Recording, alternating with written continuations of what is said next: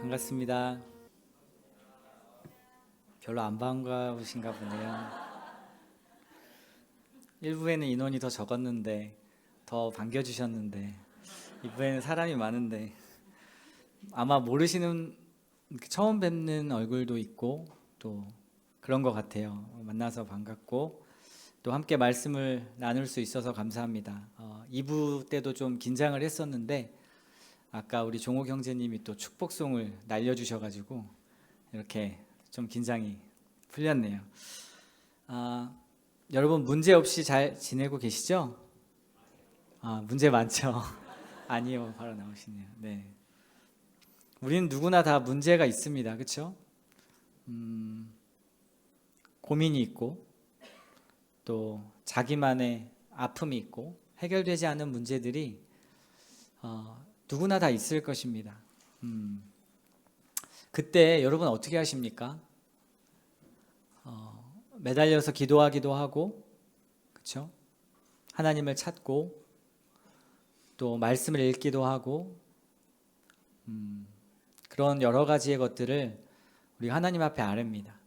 근데 우리의 문제 앞에서 우리가 가장 먼저 해야 될 것이 무엇일까? 저도 참 많은 고민을 하게 되는데요. 그때 저에게 가장 좋았던 방법이라기보다 신앙인으로서 우리가 해야 될 것은 하나님이 어떤 분인가를 보는 거였습니다. 하나님이 어떤 분인가. 우리 문제가 있잖아요. 우리 고민이 있잖아요. 거기에 매몰되는 것이 아니라 거기서 나와서 하나님이 어떤 분인가를 보는 것. 마치 욥이 정말 우리 인간이 당할 수 있는 모든 고통을 다 당했잖아요.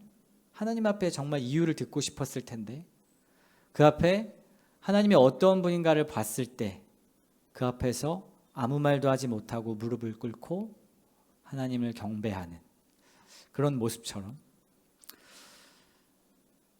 그럼에도 불구하고 우리는 하나님의 뜻을 알고 싶어 합니다.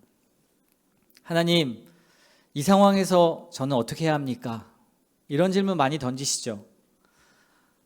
저도 그랬던 것 같아요. 선교를 준비하면서 또 목회 현장에서도 또 선교 현장에서도 끊임없이 하나님이 기뻐하는 일은 무엇입니까? 제가 어떻게 하기를 원하세요? 제가 순종할게요. 그런데 오늘 우리가 읽었던 본문은요, 우리에게 오히려 의외의 질문을 던지는 것 같아요. 너는 하나님의 뜻을 묻기 전에 정말 예수님이 가신 그 길을 보고 있는가? 예수님이 어떠한 분이신지를 믿고 있는가? 하나님이 어떠한 분인지를 보고 있는가? 라는 것을 질문하는 것 같습니다. 제자들도요, 바로 그 질문 앞에 서 있었습니다. 예수님을 따라다니던 제자들, 예수님의 기적도 보고 능력도 보고 예수님이 하신 말씀도 수없이 들었지만 그들은 자신들이 해석한 메시아, 자신들이 기대했던 메시아를 두고 예수님을 이해했습니다. 우리도 다르지 않죠? 내가 가진 신앙의 경험, 내가 가졌던 예수님에 대한 메시아상, 우리가 하나님을 규정하고 내가 생각했던 경험과 한계 안에 그 하나님을 가두어 놓고 그 안에서 답을 찾으려고 하는 우리의 기도. 어쩌면 우리도 내가 기대하고 있는 하나님을 믿고 있는 것은 아닌지 모르겠습니다. 그래서 우리에게 가장 중요한 질문은 과연 하나님이 어떠한 분이신가? 성경에서 하나님을 어떻게 소개하고 있고 그리스도를 어떻게 바라보고 있고 그리스도께서 우리를 위하여 어떤 일을 행하셨는가를, 어떤 본질적 의미에서 그것이 시작되었는가를 보는 것이 너무나 중요한 것 같습니다. 하나님이 무엇에 관심이 있으신지, 하나님의 인간을 향한 계획과 본질이 무엇인지, 이것을 늘 묵상하고 찾는 일이 또 우리에게 주어진 일인 것 같습니다. 그래야만 주님이 걸어가신 길, 우리가 그토록 원하는 하나님의 뜻이 무엇입니까? 라고 하는 것들을 분별할 수 있고 우리의 삶에서 적용할 수 있고 풍성히 그 삶을 살아낼 수 있는 것 같아요. 선교지도요, 선교를 어떻게 정의하느냐에 따라서 선교의 방향성이 완전히 달라집니다. 만나는 사람들을요, 개종의 대상으로 보면 어떠한 방법과 수단을 써서라도 그들을 개종만 시키면 됩니다. 근데 그들을 사랑의 대상으로 보잖아요. 그러면 하나님 아버지의 마음을 품게 됩니다. 당연히 복음은 따라오는 것이죠. 여러분, 하나님을 어떤 하나님으로 보고 계세요? 무서운 하나님? 잘못하면 벌 주는 하나님? 기도하면 소원을 들어주는 지니 램프와 같은 하나님? 이런 점에서 오늘 본문, 우리가 읽었던 마가복음 본문은요, 야고보와 요한의 욕심의 이야기가 아닙니다. 이 자리 좀 주세요, 우편을 주세요, 좌편을 주세요, 단순히 욕심 이야기가 아니고요, 오늘 본문만 떼어놓고 보면 그렇게 읽을 수 있겠지만 사실 이 이야기는 마가복음에서 훨씬 큰 이야기의 한가운데 있습니다. 우리 PPT 좀 넘겨주실 수 있을까요? 마가복음을 보면 8장 22절부터 10장 52절까지 예수님께서 갈릴리 북쪽 벳세다에서 예루살렘 직전 여리고까지 200km의 여정을 가는 길을 담고 있습니다. 8장 22절부터 10장 52절까지요. 그 길이 단순한 여행길이 아니라는 건 여러분도 잘 알고 계시죠? 이제 예루살렘으로 가는 여정입니다. 뭐 하러 가시는 거죠? 십자가 지시러 가는 거잖아요. 죽음을 앞두고, 그렇죠? 하나님께서 예수님에게 주신 사명을 감당하러 가는 그 길이었습니다. 그런데 또 넘겨주시겠어요? 흥미로운 건 그 주님의 여정에서 길의 시작과 끝에 문맥에 누가 나오냐면 맹인이 등장합니다. 예수님의 사명을 감당하러 가시는 그 길의 시작에 벳세다의 맹인이 등장하고요, 그 길의 끝에 바디메오, 잘 아시죠? 맹인이 등장합니다.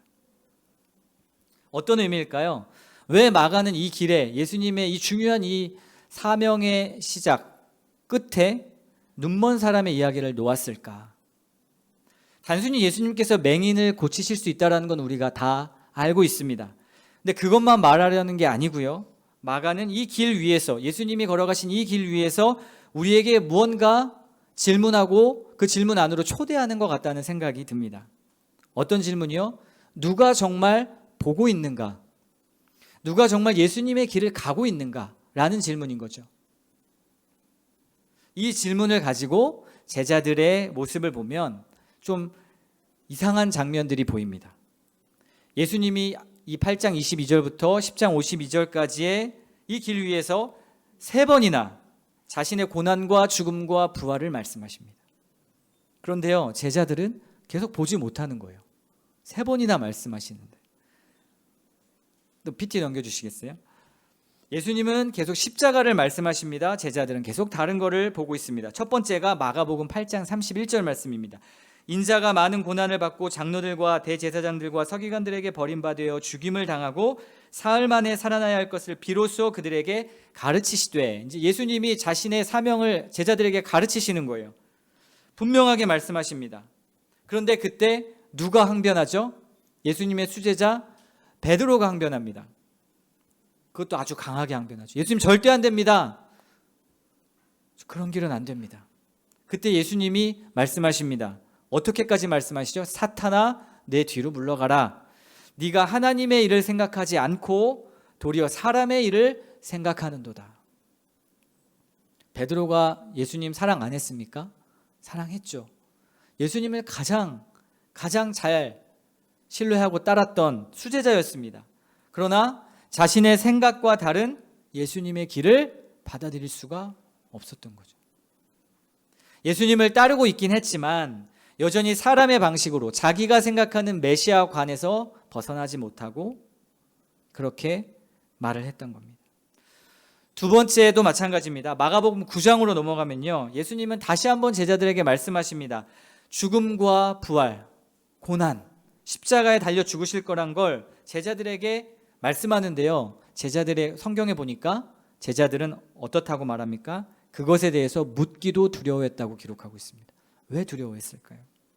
그리고 바로 이어지는 장면에서 제자들이 어떤 다툼을 하냐면요, 서로 누가 크냐를 가지고 논쟁을 합니다. 제자들 사이에서. 그래서 9장 34절에 보면 마가는 의도적으로 길 위에서라는 표현을 합니다. 예수님이 가시는 그 길 위에서 제자들은 계속 서로 누가 크냐 누가 작냐를 가지고 싸우고 있는 겁니다. 주님은 낮아져서 죽으러 가시는데 제자들은 높아질 자리를 생각하고 있고, 주님은 섬김의 길을 가시는데 제자들은 크기를 계산하고 있습니다. 그리고 세 번째 예고하시는 장면이 바로 오늘 본문 바로 앞에 나옵니다. 마가복음 10장 32절부터 34절 말씀입니다. 예루살렘으로 올라가는 길에 예수께서 그들 앞에 서서 가시는데, 여기서도 예루살렘으로 올라가는 길에라고 또 강조하죠. 그들이 놀라고 따르는 자들은 두려워하더라. 이에 다시 12제자를 데리시고 자기가 당할 일을 말씀하여 이르시되, 보라, 우리가 예루살렘에 올라가노니 인자가 대제사장들과 서기관들에게 넘겨짐에 그들이 죽이기로 결의하고 이방인들에게 넘겨주겠고, 그들은 능욕하며 침뱉으며 채찍질하고 죽일 것이나 그는 3일 만에 살아나리라 하시니라. 여기서 마가는 예수님이 어떠한 메시아인지 어떤 분인지를 선명하게 드러내줍니다. 그리고 예수님은 그 길을 모르고 가신 것이 아니라 침뱉음을 당할 것, 능욕 당할 것, 조롱 당할 것을 아시고, 심지어 죽음의 길인 것도 아시고 그 길을 앞서 걸어가셨습니다. 그런데 그 뒤를 따르는 제자들은 어땠다고 나오죠? 오늘 말씀 본문이죠. 주의 영광 중에서 우리를 하나는 우편에, 주의 우편에, 하나는 주의 좌편에 앉게 해주십시오. 핀트가 완전히 다른 거예요. 예수님이 십자가 말씀하시는데 제자들은 자기 자리를 말하고 있고요, 예수님은 죽음을 말씀하시는데 제자들은 영광을 구하고 있고, 예수님은 섬김을 말씀하시는데 제자들은 높아짐을 구하고 있습니다. 여기까지 보면 제자들이 어떻습니까, 여러분? 답답하세요? 아니면 공감이 되세요? 아니면 아무 생각이 없으세요? 저는 보면 답답하기도 하고 공감이 되기도 했습니다. 아니, 예수님이 3번이나 말씀하시는데 어떻게 이렇게 못 알아듣지? 그런데 문제는 못 들어서가 아니라 듣고 싶은 것만 듣는 거죠. 저희 아이들이 커가면서 이제 제가 잔소리를 하면 귀를 막더라고요. 안 들어 이러면서. 그런 경험 있으신 분들 저에게 조언 좀 부탁드리겠습니다. 듣기 싫은 건 안 듣고 싶은 거예요. 자기 좋아하는 것만 듣는 거죠. 우리 하나님 말씀 들을 때도 겉으로는 표정 관리하고 있지만, 그렇죠? 우리 자신은 압니다. 그것이 나에게 불편한 말씀인지 아닌지. 응답이란 것도 그런 것 같아요. 하나님 앞에 기도하고 내가 기대했던 것이 이루어질 때 기도의 응답이지, 내가 기도한 대로 기대한 대로 안 이루어지면 응답이라고 말하는 사람을 거의 못 봤던 것 같아요. 근데 왠지 제가 전종영 목사님 뵀는데 전종영 목사님은 그렇게 하실 것 같아요. 너무 존경스러운 대화를 나눴는데, 제자들도 예수님의 말씀을 못 들은 게 아닙니다. 자신들이 기대한 방식으로만 듣고 있었던 거예요. 그리고 자신들의 정답이 있었습니다. 전 이게 함정이라고 생각해요. 우리는 응답 안 된다고 하잖아요. 그렇죠? 근데 나만의 정답이 있는 겁니다. 그래서 예수님이 오늘 본문의 절정 10장 45절에서 이렇게 뼈를 때리는 말씀을 하시는데 이렇게 말씀하십니다. 너희 중에는 그렇지 않을지니 너희 중에 누구든지 크고자 하는 자는 너희를 섬기는 자가 되고 너희 중에 누구든지 으뜸이 되고자 하는 자는 모든 사람의 종이 되어야 하리라. 인자가 온 것은 섬김을 받으려 함이 아니라 도리어 섬기려 하고 자기 목숨을 많은 사람의 대속물로 주려 함이니라. 제자들은 큰 자가 되기를 원했습니다. 세상의 논리대로 힘과 능력과 돈과 지위로 문제를 해결하는 로마의 그런 어떤 정복 가운데 고통을 받고 있던 이스라엘 백성들이 구원을 받는 방법은, 그런 구원을 줄 수 있는 메시아는 힘이 있어야 된다고 생각했던 거죠.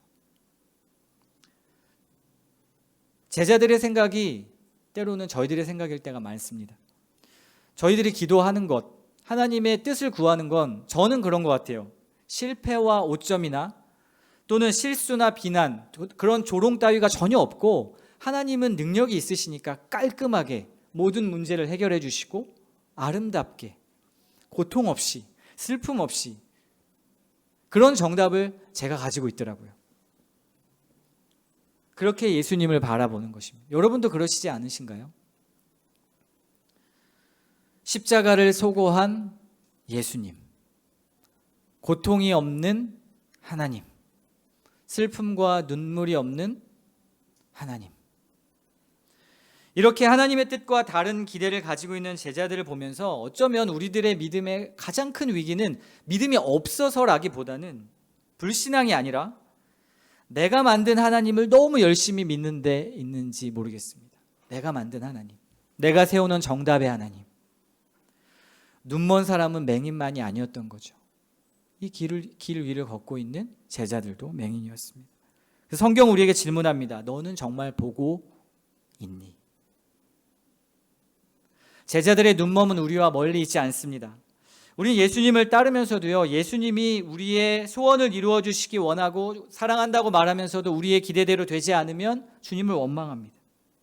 내 뜻이 무너지지 않기를, 하나님의 뜻을 구하면서 내 뜻이 무너지지 않기를 바라고 있는 그 마음, 너무나 모순적이지 않습니까?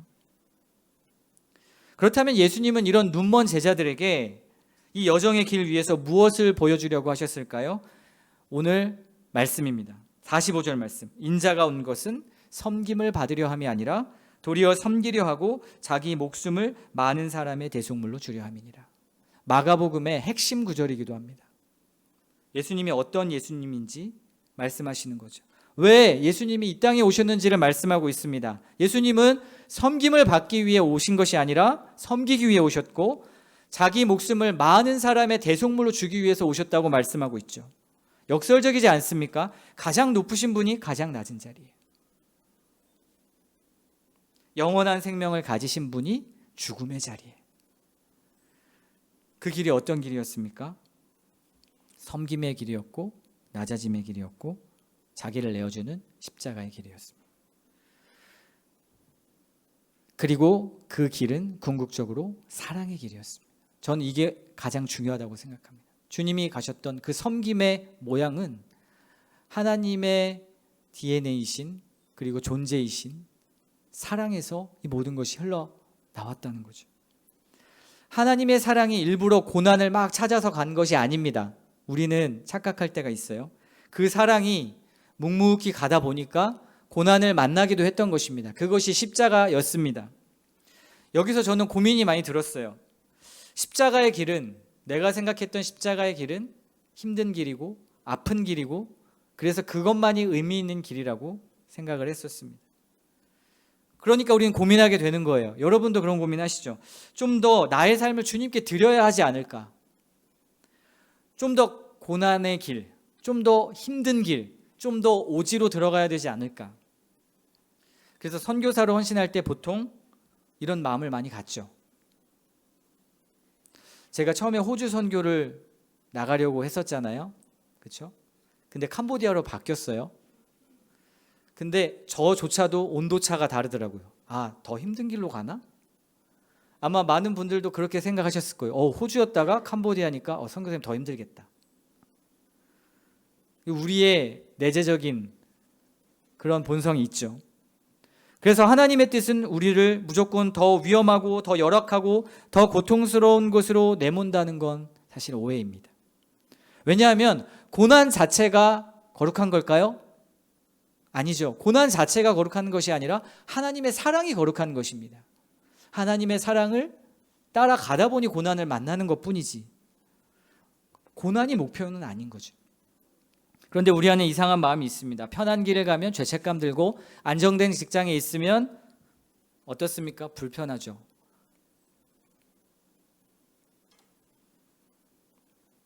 선교지도 그래요.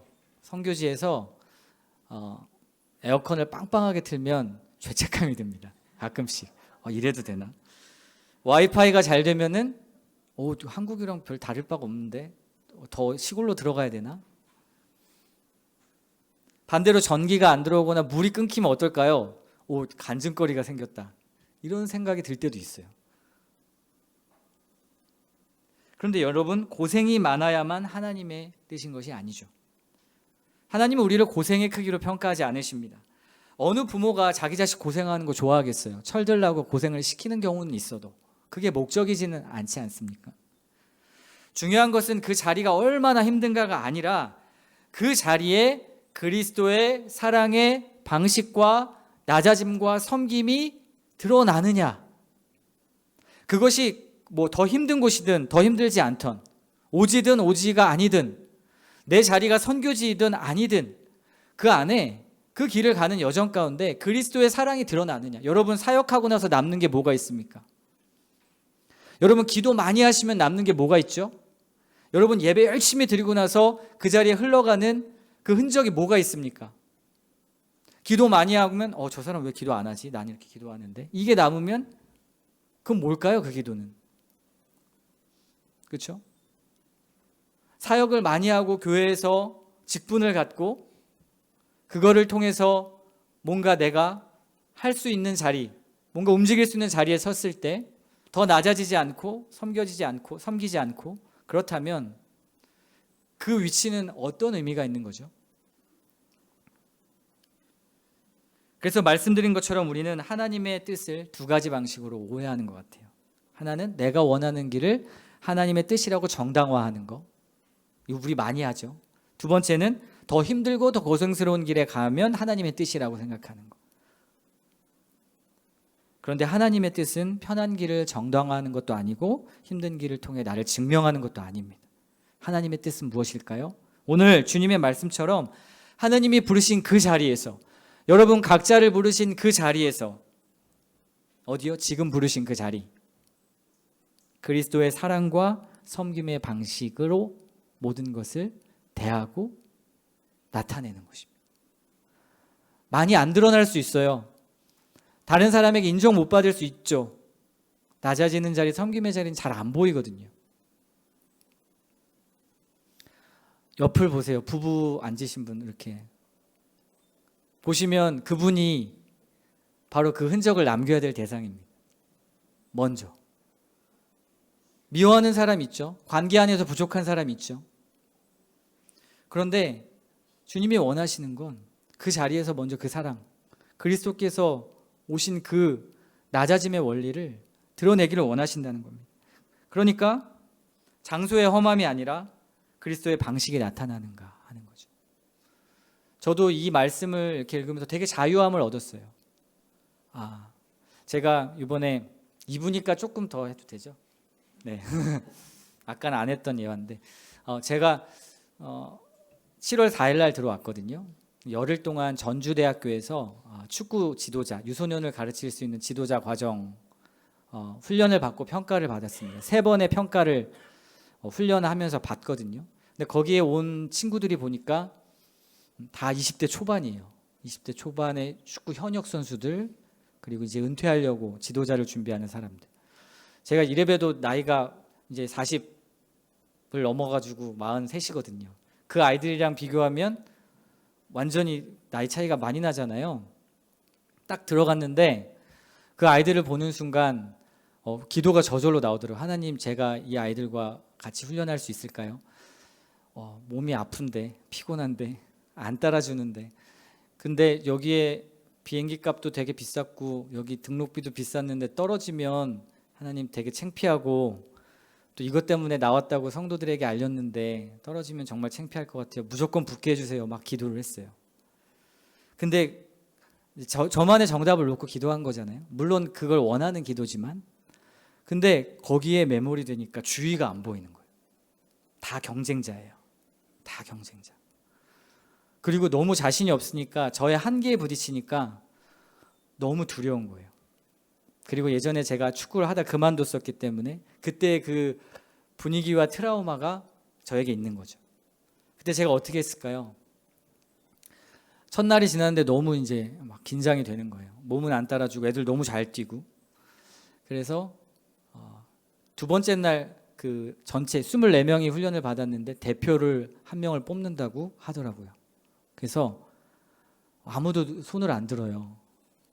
그래서 어린애들이 손 들고 좀 이렇게 해야 되는데, 잘하는 애들이.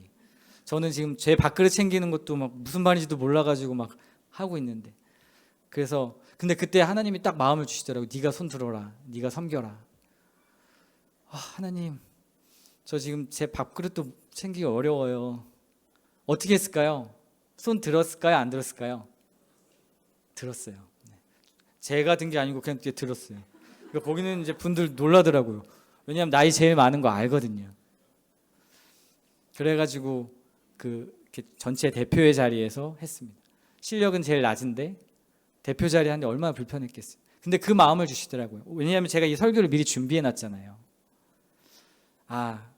그 방식, 사랑의 방식, 어떤 결과가 중요한 게 아니라 주께서 가셨던 그 방식을 조금 실천해 보고 싶다.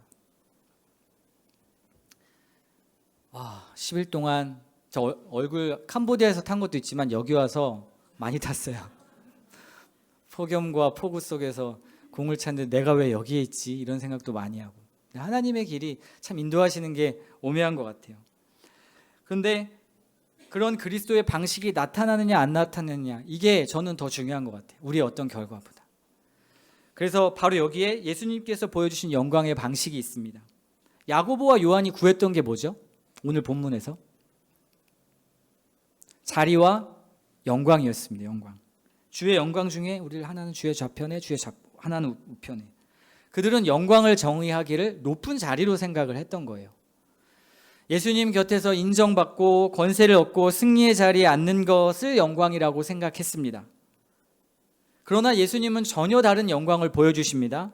차지하는 영광이 아니라 뭐죠? 내어주는 영광으로, 섬김받는 영광이 아니라 사랑으로 섬기는 영광. 너무 멋지지 않습니까? 그런데 우리는 하나님의 영광을 어떻게 생각하냐면 성공에서 찾을 때가 많아요.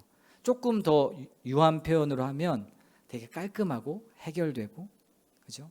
내가 생각한 것들, 일이 잘 풀리고 사람들이 인정해주고 사역의 열매가 막 보이기 시작하고 내가 선택한 길이 옳았다는 증거가 나타날 때 우리는 뭐라고 얘기하죠? 할렐루야 하면서 하나님께 영광 돌려드립니다.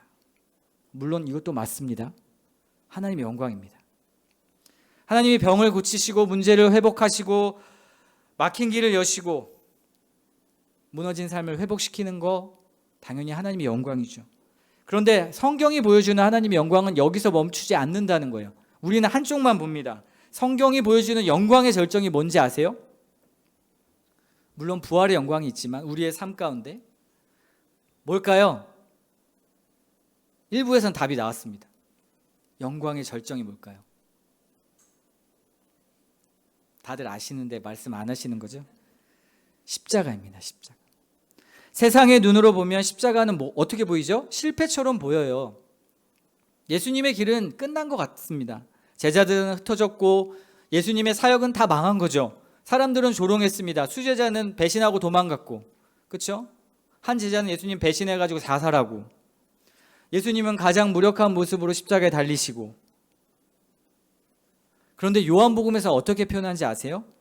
이런 십자가를 앞두고 예수님이 이렇게 말씀하시는 장면이 있습니다. 인자가 영광을 얻을 때가 왔다. 이 표현 언제 나온지 아세요? 가룟 유다가 배신하고 나갔을 때 예수님이 이 표현을 하세요. 배신을 앞두고 있는데 자기가 죽을 걸 알고 제자들, 그렇게 키워왔던 제자들한테 그 대우를 받는데 예수님 뭐라 하시냐면 영광을 얻을 때가 왔다라고 표현하는 거예요. 왜요? 그 자리에서 하나님의 사랑이 드러날 것이라는 걸 아셨기 때문에. 완전히 우리랑 관점이 다르죠. 마가복음도요, 같은 장면을 보여줍니다. 부활이 일어난 뒤에 영광을 말하는 것이 아니라 예수님이 처참하게 죽으신 그 십자가의 현장에서 유대인도 아닌 이방인인 백부장이 이런 고백을 합니다. 참으로 이 사람은 하나님의 아들이었도다. 죽어 있는데. 기적을 본 뒤가 아닙니다. 승리하신 예수님을 본 것도 아닙니다. 마가는 바로 그 예수님이 죽으신 그 자리에서 예수님이 어떠한 분인지를 가장 선명하게 드러내고 있습니다. 고난 아프죠. 십자가도 아픔입니다. 예수님도 그 길 앞에서 괴로워하셨습니다. 하지만 그 고난 가운데서도 사랑이 드러날 수 있다면 그 자리는 하나님의 영광을 담는 자리가 될 것입니다. 세상은 영광을 힘과 권세로 드러내려 하지만 예수님은 세상이 생각하지 못한 방식으로 그렇게 드러내셨습니다. 그러면 우리는 다시 물어야 합니다. 나는 하나님의 영광을 어디서 찾고 있는가? 한번 질문해 보세요. 사역이란 명분으로 하나님의 영광을 드러낼 수 있습니다. 제가 선교 현장 가보니까 그런 것 같아요. 사역의 명분으로 할 수 있는 게 너무 많은 거예요. 하나님의 영광 돌려드린다는 명분으로. 근데 그 방식은 어떤지 아세요? 때로는 공격적이고 때로는 인격적이지 못하고 사람은 온데간데 없고 일만 남고.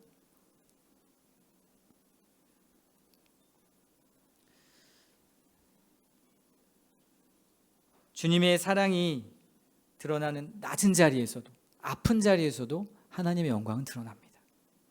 오히려 그것이 십자가의 절정이었습니다. 그러니까 하나님의 뜻은 우리가 원하는 정답을 통해서, 내가 기대한 정답을 통해서만 드러나는 것이 아니라, 그리고 하나님의 영광도 우리가 기대한 결과 속에서만 드러나는 것이 아니라 예수님이 걸어가신 낮은 길에서 드러났고 섬김의 길에서 드러났고 우리가 실패라고 생각하는 그 길에서 드러났다는 것을 여러분 기억하십시오. 그럼 여러분의 인생의 방향이 달라질 것입니다. 여러분이 지금 겪고 있는 고난 또는 실패가 아닌 게 되는 거죠. 그 자리가 오히려 영광의 자리가 될 수 있습니다. 그래서요, 이것을 기억했으면 좋겠습니다. 피 묻고 아팠던 그 십자가는 하나님의 영광이 사라진 자리가 아니라 하나님의 사랑이 가장 선명하게 드러난 자리다. 마지막 고민이 듭니다. 그러면 어떻게 우리가 주님을 따라 섬길 수 있고 낮아질 수 있고 사랑을 남기는 길을 갈 수 있을까? 어떻게 하면 그 길을 갈 수 있을까요? 과연 우리도 이 길을 끝까지 걸어갈 수 있을까?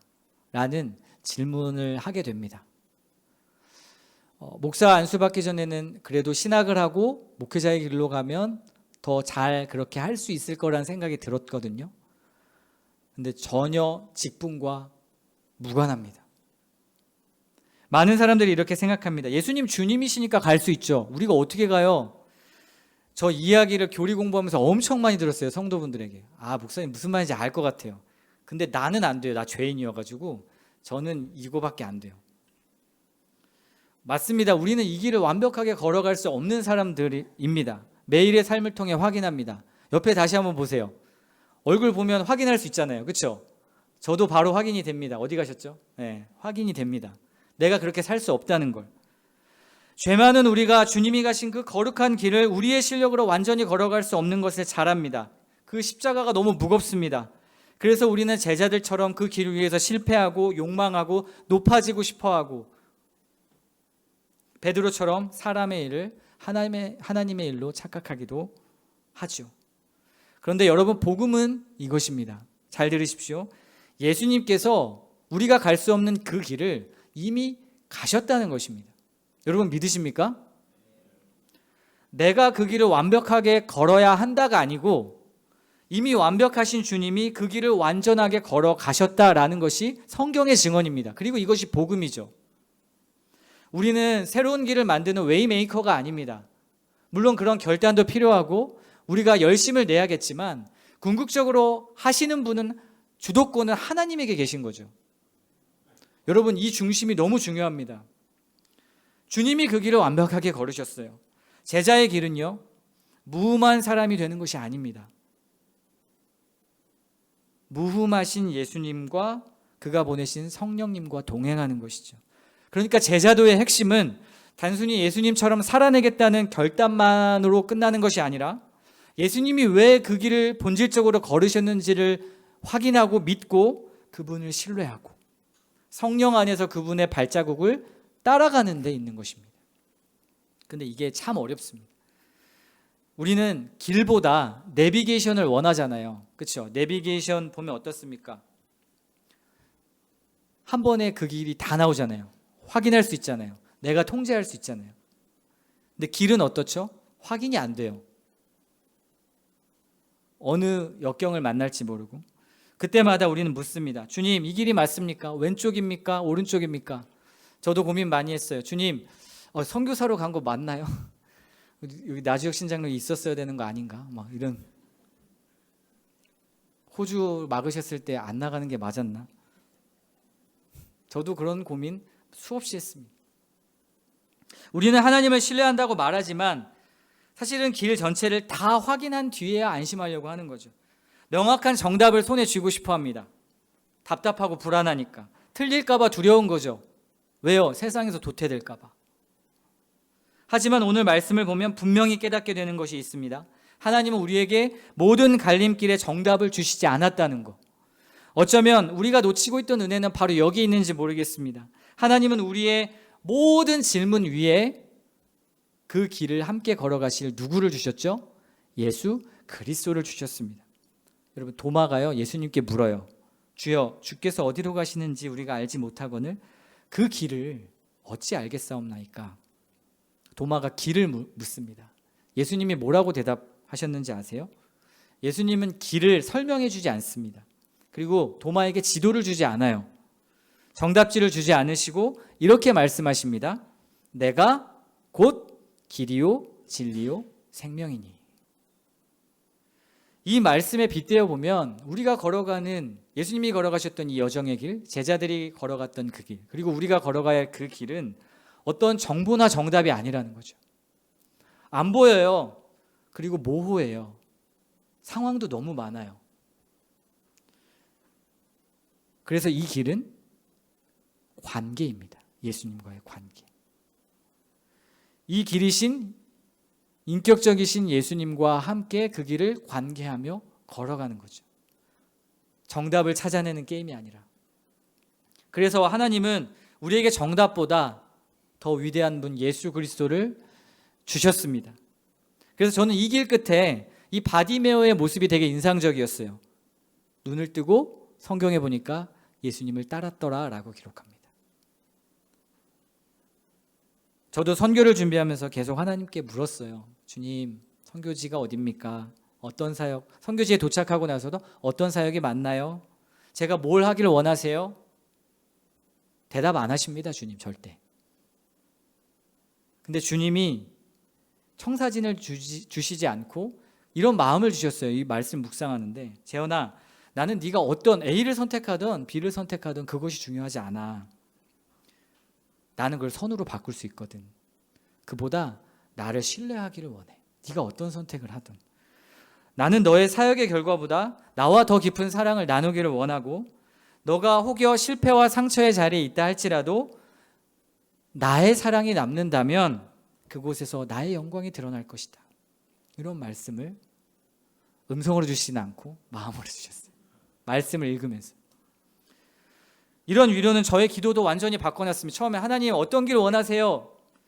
그게 아니라 주님, 제가 어떤 길을 가든 무엇을 하든 어디에 있든 그냥 주님 놓치지 않게 해주세요. 주님 좀 바라보게 해주세요. 이렇게 바뀌더라고요. 기도가 너무 심플해지는 거예요. 그러다 보니 하나님께서 아이들도 만나게 하시고 축구장도 열어주시고 학교의 문도 열어주셔서 가르치게 하시고 제가 전혀 예상치도 않았던 사역의 길들을 열어가시는 걸 확인했습니다. 여러분 어떠세요? 여러분 삶에 많은 계획 있으시죠? 그런데 하나님이 여러분의 계획도 당연히 존중하시지만 우리는 하나님이 이미 걸어가신 그 길에 참여하는 자라는 걸 여러분 기억하십시오. 우리가 통제하는 사람이 아닙니다. 우리가 주도하는 사람들이 아닙니다. 사랑하는 성도 여러분, 우리 모두 길 위에 있습니다. 그러나 아직 맹인처럼 다 보지는 못합니다. 보이지도 않고요. 아직도 제자들처럼 사람의 일을 하나님의 일로 착각할 때도 많이 있는 그런 연약한 모습의 우리들입니다. 그러나 너무 자책하지 마십시오. 이미 그 길 끝에 걸어가신 예수님의 발자국 위에, 그냥 한 걸음 보이는 그 발자국 위에 발자국을 내디디십시오. 앞이 보이지 않는 선택의 순간에도, 그리고 길을 잃은 것 같은 인생의 질문 속에서도 앞서 걸어가신 그리스도를 바라보십시오. 바라보십시오. 정답을 모르는 채로 아픔을 끌어안고 고통을 소거하지 않은 채로 그 길을 걸어가십시오. 묵묵히. 하나님의 뜻은 무엇이었습니까? 바로 이 길이었습니다. 그 길이 무엇이었습니까? 사랑이었고 그 사랑이 바로 십자가였습니다. 하나님은 우리에게 정답보다 예수 그리스도를 주셨습니다. 오늘 우리 이렇게 기도했으면 좋겠어요. 주님, 제 눈을 좀 열어주십시오. 주님, 제가 길을 잃지 않게 해주십시오. 길을 잃어도 주님을 놓치지 않게 해주십시오. 제가 가진 정답보다 주님을 더 붙들게 해주십시오. 이렇게 기도하는 우리 나주역 신장로교회 모든 성도 여러분 됐으면 좋겠습니다. 선교 이야기를 좀 들려드릴게요. 선교 보고라고 할 것까지는 좀 거창하고 제가 감이 많이 떨어져가지고 PPT 글씨를 너무 작게 했어요. 저도 하나도 안 보여요. 제가 지금 저거 보고하려고 했는데 좀 양해를 바랍니다. 저희 가족은 재작년 2024년 10월에 여기 나주역 신장로교회에서 파송을 받았고요. 그리고 캄보디아에는 2025년 3월에 갔습니다. 원래는 호주 선교사로 파송을 받았고 준비했었는데 여러 가지 비자 문제를 비롯해서 어려움들이 있어서 나가지 못하고 캄보디아로 등 떠밀려서 가게 됐습니다. 그런데 지금은 등 떠밀린 것이 아니라 하나님의 놀라운 계획이 있었음을 발견하고 감사한 시간을 보내고 있습니다. 넘겨주십시오. 캄보디아는 남한 면적의 한 1.8배 정도 된다고 해요. 인구는 한 1,700만이 되고요. 거기에 한국 교민들은 한 15,000명 정도가 있습니다. 대부분의 땅은 저렇게 평야, 비옥한 평야인데 개발되지 않은 땅이 많고, 그리고 푸놈펜과 시엠립 이런 주요 도시를 제외하고는 좀 개발이 많이 안 된 가난한 나라이기도 합니다. 넘어갈게요. 캄보디아의 평균 연령대가 굉장히 적어요. 중위 평균 연령대가 26.4세입니다. 한국이 40 몇 세라고 알고 있거든요. 그러니까 굉장히 젊은 층이 많습니다. 그 이유는 킬링필드라는 아픈 역사가 있죠. 1970년대 후반에 공산주의화를 하면서 인구가 그때 800만 정도 됐다고 하는데 그중에 200만 명을 학살했어요. 그리고 죽게 만드는 방식은 이웃을 신고하게 만들어서 죽게 하고, 서로가 자기 가족 문화 중심이 굉장히 강합니다. 다른 사람 잘 믿지 못하고 그렇게 살아가는 사람들이고요. 캄보디아는 상처가 많습니다. 그래서 지식층이 많이 그때 당시에 죽었기 때문에 캄보디아에 굉장히 교육 선교가 필요하고요. 또 교육 수준도 굉장히 낮기 때문에 캄보디아가 자생해서 살아갈 수 있는 어떤 그런 인프라를 구축하는 일도 굉장히 중요한 시급한 과제 중에 하나입니다. 네. GDP도 굉장히 낮아요. 3,000불이 안 되는 연간 되기 때문에 공장에서 정말 일 잘하는 사람들이 푸놈펜에서 한 달에 한 300불 정도 번다고 하더라고요. 우리나라 돈으로 하면 50만 원. 근데 렌트비가 막 200불씩 해요. 푸놈펜에 살면. 그러니까 그 사람들이 먹고 커피 한 잔에 여기 한국보다 더 비싸요. 달러로 모든 것이 다 미화 달러로 이렇게 환산돼서 되기 때문에, 물론 리엘이라는 캄보디아 화폐도 있긴 하지만 물가가 굉장히 비싸고 아시아에서 두 번째로 비싼 나라로 캄보디아가 꼽힙니다. 그래서 현지 사람들이 굉장히 어려움을 겪고 또 그렇습니다. 중학교만 졸업하면 보통 여자아이들은, 돈이 없는 친구들은 공장으로 일하러 가고요. 남자아이들은 빈둥빈둥 노는 경우도 많고 기술 배우러 가는 친구들도 있지만 실제로는 그런 것들이 참 소위 말해서 먹고 살기 굉장히 힘든 그런 환경에 있습니다. 네, 넘겨주세요. 아까 킬링필드 말씀드렸고요. 네. 그래서 그 안에서 우리 가정이 어떤 선교를 할 수 있을까 고민을 많이 했어요. 제가 축구라는 키워드를 제 인생에서 다시 꽂고 싶지가 않았는데 이거 감동받아서 그런 게 아니라 목이 쉬었어요. 잠깐만요. 네, 축구라는 키워드를 다시 꽂고 싶지가 않았는데 하나님이 제가 실패라고 생각했던 그 축구를 끄집어내서 선교의 현장에 이렇게 쓰게 하시더라고요. 그래서 지도자 자격증도 정말 하기 싫었는데 제가 안 된다는 걸 알기 때문에 근데 하게 됐고 이제 결과를 기다리고 있습니다. 여러분 기도해 주세요. 네, 하나님의 뜻이 이루어지기를 이렇게 기도해 주시고, 그래서 축구 선교 사역을 하고 있습니다. 네, 시작을 했고요. 그러면서 주위에서 선교사님들이 MK를 대상으로 좀 축구를 먼저 가르쳐 보는 게 좋지 않겠냐. 현지 아이들을 가르치기 전에 먼저 좀 이렇게 베이스를 가지고, 아유 감사합니다. 역시 강현민 형제님 감사합니다. 들리는 소문에는 지난 성교 보고 때 엄청 떠셨다고. 손과 발을 막 이렇게 떠셨다고. 담대하게 주셔서 감사합니다. 골든볼이라는 이름으로 축구 클럽을 만들었어요. 골든이라는 뜻은 다른 사람을 이렇게 빛나게 하다라는 뜻으로 해서 볼을 통해서 누군가를 빛나게 하는 그런 의미로 골든볼이라는 이름을 지었고요. 대부분 다 다문화 아이들 그리고 선교사님 자녀들이에요. 그래서 화요일 날, 금요일 날 한 번씩 아이들 5살부터 초등학교 6학년까지 이렇게 가르치고 있고 이제 복귀하면 중등반도 만들 예정입니다. 이렇게 해서 아이들에게 복음의 원리, 축구를 통해서 복음의 원리를 전하는 게 굉장히 좋거든요. 축구 안에 복음도 있고 인생도 있더라고요. 그래서 아이들에게 가르치기가 참 좋습니다. 지금 보시는 사진은 현지 초등학교, 트마이 초등학교라고 푸놈펜 중심에 있는 한 공립 큰 학교인데 제가 NGO 단체에 또 소속이 돼 있어요. 그래서 NGO 단체만 학교에 들어갈 수 있거든요. 그래서 교육 명목으로 해서 들어가서 이 학교에 다니고 있는 아이들이 요 근처에 교회 현지 한국 선교사님이 세운 교회에 다니는 아이들이 꽤 있어요. 그래서 그 아이들을 통해서 관계하고 좀 복음의 확장을 노리기 위해서 제가 여기 축구 가르치는 교사로 들어가서 아이들을 가르치고 관계하고 그래서 그 선교사님의 사역과 협력하고 있습니다. 네, 넘겨주시고 또 캄보디아에는 축구를 통해서 복음을 전하시려는 선교사님들이 많이 있으세요. 그 축구 선수가 아니더라도 교회에 축구팀만 만들면 애들이 막 우르르 몰려와요. 더 좋은 축구팀 만나면 갑자기 막 20명씩 나가고 그런 상황도 있고.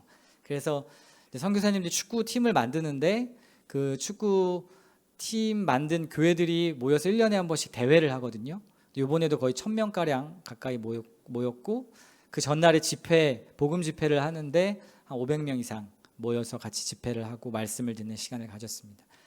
그 과정 가운데 제가 이 선교사님들이 만든 축구 선교의 코치를 또 담당하게 됐어요. 그래서 선교사님들이 축구를 통해서 아이들 이렇게 하실 때 좀 도움이 될 수 있도록 섬기고 있습니다. 네. 그래서 제가 축구 선교 한다고 하니까 이제 주위에 제 축구를 했던 친구들이 지금 감독도 하고 있고 코치도 하고 있거든요. 그래서 그 친구들한테 너희들 남는 볼 축구와 조끼 이런 장비 좀 줘봐봐 하니까 많이 이렇게 몇 박스를 보내줬어요. 그래서 그런 것들을 이제 현지 교회에 나누고 팀들과 나눠서 아이들이 사용할 수 있도록 해주고 저 모자 쓰고 있는 장면은 좀 감독 같나요, 제가? 네.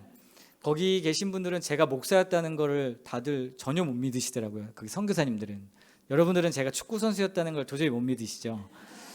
네, 저렇게 하고 있습니다. 그래서 참 인생이 스펙타클한데 하나님이 참 많은 걸 보고 경험하게 하시는 것 같아요. 그래서 저렇게 대학생 아이들도 대회 나가서 이렇게 가르치는 기회가 있어서 그렇게 가르칠 수 있었고 저렇게 또 현지 교회에 가서 물품을 지원하고 또 축구 기술을 가르쳐주는 그런 사역도 하고 있습니다. 네, 우리 교회가 그 풍성한 삶의 기초 시리즈로 양육을 했잖아요. 그것을 캄보디아에서도 하려는 시도들이 있어서 이제 번역하고 또 먼저 번역하기 전에 선교사님들이 나누고 그것에 대한 내용을 이해하고 또 아이들에게 가르칠 수 있어야 됐기 때문에 제가 한국에서 그걸 해봤다는 이유로 임원이 돼가지고 저렇게 20년 가까이 된 선교사님들과 함께 그 모임을 하고 있습니다. 네, 일주일에 한 번씩 모여서 나누고 또 그 대학생들 전도할 수 있는 사역 그렇게 같이 고민하고 있습니다. 저희 아내도요 사역을 시작했는데 아내가 여기 한국에 있을 때 독서를 지도사를 했었어요. 그 자격을 따고 그래서 거기서 다문화 아이들 그리고 한국말 잘 못하는 아이들 그리고 MK 아이들을 대상으로 책을 통해서 어떤 중심 주제를 가지고 좀 복음과 연결해서 아이들 가르치는 것들을 하고 있고요. 또 아내 전공이 원래 뷰티 전공이어가지고 메이크업이나 현지 사람들에게 메이크업을 가르쳐주고 또 해주고 이런 섬김들을 하고 있습니다. 앞으로 구체적으로 어떻게 할지는 고민을 하고 있는데 저런 은사들이 굉장히 현지에서는 좋은 은사들이더라고요. 그래서 그렇게 지금 이제 시작 단계에 있습니다. 그래서 저희 사역의 로드맵은 이제 가서 적응은 많이 했고요. 언어는 평생 해야 되는 것 같고 이제 사역이 시작됐는데 그 사역이 나중에 교회의 개척으로 이어져서 공동체를 만들고 그렇게 그런 방향으로 갈 것인지, 아니면 이미 있는 교회 공동체들을 제가 축구로서 협력해서 연결하는 사역을 할지, 아니면 축구 전문가를 키우는 그런 방향으로 갈지는 여러 가지 지금 기도하고 있습니다. 그래서 여러분도 같이 함께 기도해 주시고요. 목표하는 바는 저와 같은 현지인을 이렇게 많이 열매를 맺는 겁니다. 제가 할 수 있는 일을 현지인이 할 수 있도록 대신하게 하는 거, 그게 목표이고, 그런 사람이 한 사람만 나오더라도 참 좋을 것 같아요. 그러면 캄보디아를 떠나서 다시 한국으로 올지도 모르는, 네. 그게 몇 년이 걸릴지 모르겠지만 어떤 분은 20년 걸려도 한 명 세우는 게 어렵다 하시더라고요. 그러니까 뭐 어떤 분은 빨리 세우기도 하시는데, 하여튼 그런 로드맵을 좀 가지고 있습니다. 저희 가족은 적응 과정에서 좀 우여곡절이 있었어요. 우리 둘째가 틱장애 때문에 좀 많이 힘들었고, 또 첫째도 학교 적응하는 과정에서 이제 괴롭힘이 있어서 어려움을 당했었고, 그래서 학교를 바꿔서 이제 가서 지금 아이들이 많이 적응을 했고요.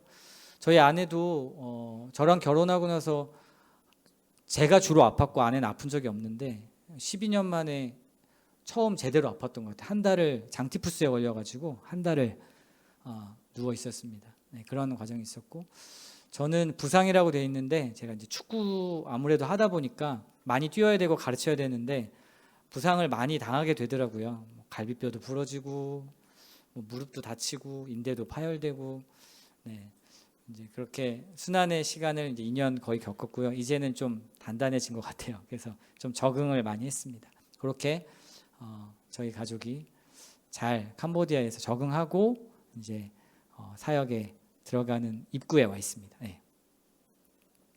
기도 제목이 정말 안 보이는데 그냥 그것만 기억해 주세요. 저희 가정이 캄보디아에서 예수님 놓지 않고 늘 그 사랑의 흔적을 남기는 자들 될 수 있게 해달라고 기도해 주시고, 또 나주역 신장로교회와 더 끈끈한 동역과 또 연합이 일어날 수 있게 해달라고 같이 그렇게 기도해 주시면 감사하겠습니다. 네, 감사합니다.